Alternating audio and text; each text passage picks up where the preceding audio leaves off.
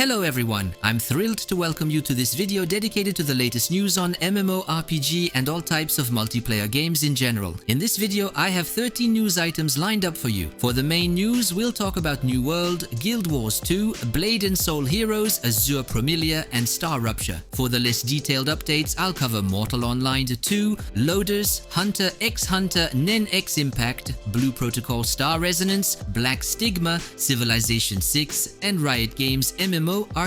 If you enjoyed the video, feel free to drop a little thumbs up before you go. It's always appreciated. Now that we know the lineup, I think it's time to dive into the news.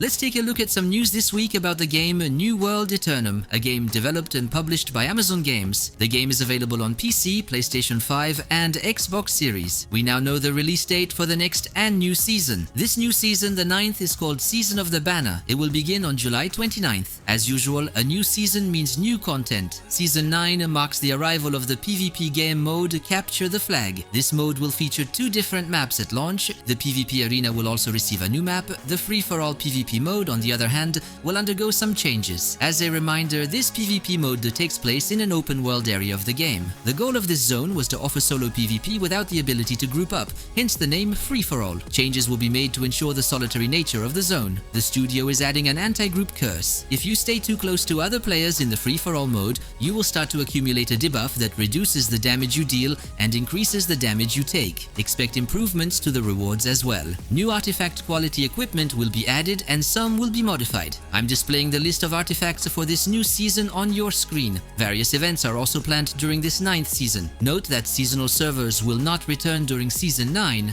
and no return is planned thereafter. As a reminder, these were temporary servers with modified game rules. We saw last month that the team leading the game's development had changed. It seems the new leadership prefers to allocate resources used for creating temporary modes to other game features. I personally welcome this decision. I found it pointless to spend time and resources on temporary content. While this 9th season may not be the most exciting, the 10th is already shaping up to be much more interesting with a brand new game zone. I'm displaying all this on your screen so you can see at a glance what awaits you in the game beyond the next season. Last summer, I briefly introduced StarRupture for the first time. Since that initial presentation, we've been checking in on the game from time to time, and guess what? We're doing it again this week. StarRupture is in development at Creepy Jar, a Polish studio also acting as the publisher. This studio is known for the survival game Green Hell. StarRupture is set to release in autumn 2025 on PC, though it will launch in early access. The game's Steam page indicates that a French text translation will be available. Since I first told you about StarRupture, the studio has released several videos showcasing the game, allowing me to give you a better look at it now. Here's how the studio describes StarRupture. It's an open-world base-building game with a first-person perspective, featuring combat and tons of exploration. Play solo or with up to 4 friends on a stunning, ever-evolving planet. Mine and manage resources, create a complex industrial system, and fight hordes of alien monsters. As a player, you are a prisoner serving your sentence on a distant planet where danger lurks around every corner. Your mission is to build a factory and gather resources for global corporations that care little about your survival. Speaking of survival, you'll need to defend your base against bloodthirsty enemies and prepare for an even more terrifying threat: the star of your planet. This star, named Ruptura, is, let's say, particularly unstable and capricious. It has a cycle during which it scorches the planet's surface in a blazing fury. After each cycle, called a rupture, life rebounds with vegetation emerging from the ashes and reaching for the sky once more. Each cycle allows players to uncover new secrets or collect rare resources. While exploring the planet, you'll find ruins of previous expeditions, which will reveal more about the planet's secrets. You'll also need to gather and process resources to develop your complex industrial system. Unlocking new technologies will help you and your base survive the planet's extreme conditions. You can experience these adventures solo or in co-op with up to 4 players in a session. The good news is that if this game piques your interest, you'll soon be able to try it for free. StarRupture will be available for free on Steam from July 29th to 31st, 2025 as part of a playtest phase. This first test will focus on the solo mode and introduce the core gameplay elements, including base building, exploration, survival, and combat. Note that some game mechanics will be absent from this test and the map size will be reduced. The studio will not impose an NDA, so you'll be free to share the game if you wish. Oh, and only English will be available during the playtest. To request access, simply submit your request on the game's Steam page. You'll find the link to that page in the description of this video. Manju Games was present at Bilibili World 2025, which took place in China from July 11th to 13th. The studio had a booth where they showcased their game Azur Promilia to the public. A journalist from the Japanese media outlet 4gamer.net was on site and had the opportunity to try the game. They subsequently shared their first impressions in an article published on July 13th on the outlet's website. This gives us a chance to learn about their opinion and gain some additional details about the game. As a quick reminder, Azur Promilia is expected on PC, mobile, and PlayStation 5 platforms. It's a free-to-play action RPG with gacha elements set in an open world. The game features a companion system, consisting of creatures that can assist in combat and various open-world activities. Among the information I found about the game, multiplayer is mentioned for the release, though it's currently unclear what form this multiplayer will take. That was a brief recap of Azur Promilia. Now let's move on to the journalist's impressions after testing the game this month. Despite the very limited playtime, the journalist explained that they explored a variety of mechanics, such as an in-depth crafting system based on gathering resources in vast environments. The Kibo, which is the name given to the game's tameable creatures, are central to the gameplay. These creatures can be tamed through a system called Starlink, which emphasizes building bonds between you and the creature rather than simple capture, with a higher success rate if the Kibo is weakened beforehand. Players control teams of 3 characters, each of whom can be accompanied by a Kibo. The graphical quality and character design, characteristic of Manju Games, stand out for their finesse and fluid animations. The combat is dynamic and intuitive. Left click to attack, press E for skills, or press R for the ultimate attack, and right click for a block that enables counterattacks. In addition to the main campaign, a strategic mode featuring the Kibo was showcased. Players deploy their creatures on a battlefield by spending points that regenerate over time. The Kibo automatically advance to attack enemies and destroy their base, represented by a crystal. The first to destroy the opposing crystal wins. Despite the demo's brevity, the journalist is enthusiastic about Azur Promilia's potential. Far from being just another fantasy RPG with female characters, the game impresses with its rich content, deep mechanics, and the significant role of the Kibo. According to the journalist, it's a pleasant surprise for fans of the genre. The studio has also opened registrations for a closed beta of the Chinese version of Azur Promilia. You can sign up via the Chinese platform Bilibili until July 28, 2025. The start date for the beta has not yet been announced. The test will be conducted exclusively on PC. As a final note, I'll remind you that Manju has not yet announced an official release date for the game. We now know the release date for the global version of Blade & Soul Heroes. Developed by NCSoft, the game will launch on September 2nd, 2025. This is the announced date based on the PDT time zone. Depending on the exact release time in PDT, the date in Europe could shift to September 3rd. The game will be available on PC via Steam and Purple, as well as on iOS and Android mobile devices. Pre-registrations are open on the game's official website. By pre-registering, you can unlock various rewards for the game's launch. I'm displaying the available rewards on your screen now. As you can see, among the various rewards, a cosmetic outfit is included. As a reminder, Blade & Soul Heroes was released in South Korea, Japan, and Taiwan under the name Hoyon in August 2024. During its development, the game was initially called Blade & Soul S and later Project BSS. Blade & Soul Heroes is a multiplayer action RPG, with NCSoft describing it as an action MMORPG. The game is free to play and incorporates gacha mechanics. Your adventure takes place in the Blade & Soul universe and is set before the events of the Blade & Soul MMORPG. Players will find a familiar and vibrant world with over 40 playable characters, each with distinct combat styles and personalities. One of the game's key features is its dual combat systems, turn-based battles in certain solo modes, and dynamic real-time battles in the open world, where you'll encounter other players. As you progress through the main story, you'll unlock access to raids, dungeons, bosses, arenas, and plenty of other content. While the game has as a central character, you actually play as your entire clan, with the number of characters growing over time. Characters can be obtained both by playing the game and through gacha mechanics. All characters are divided into 6 damage types: fire, water, poison, electricity, dark, and neutral. Each enemy has its own set of vulnerabilities, and in some cases, switching characters can be a strategic choice. There are also 4 different roles for your characters: the tactician, who provides buffs to allies and debuffs to enemies; the support, who heals; the defender, who acts as a tank; and the attacker, who deals maximum damage. The game includes an automatic movement system and an auto combat mode, though it's recommended to switch to manual combat when facing bosses. For the global version of Blade and Soul Heroes, a text translation in our language is indeed planned. If you'd like to pre-register ahead of the game's release on September 2nd, you'll find the link to the official website in the description below.